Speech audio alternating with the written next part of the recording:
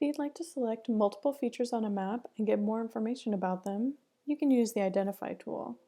To get to the tool, open the toolbar by double-clicking on the blue header, then clicking the Tools tab, and you'll see the Identify button right next to the Home button.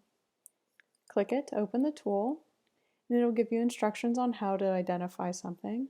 So let's do a single click to identify on the map, and you can see it'll identify anything that lies below where your button clicks. So one is a parcel, one is a label, and one is the city. So let's say we're interested in the parcel. Once you click on an individual result, it'll be highlighted on the map.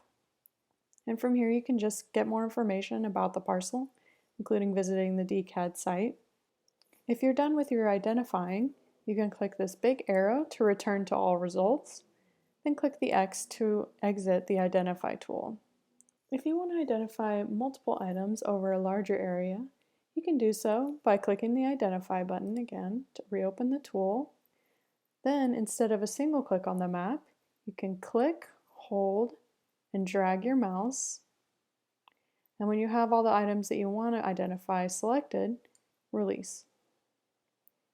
Now, all of our results will appear in the left side panel, and you can see we have a lot more results than just a single button click gave us. The number next to each layer indicates how many results there are.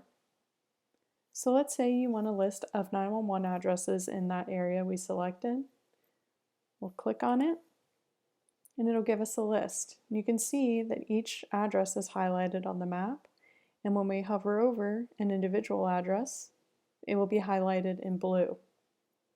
Now that we have our list, we can export it by clicking the 4 lines up here next to 911 addresses, then scrolling down to see a list of formats that we can export to.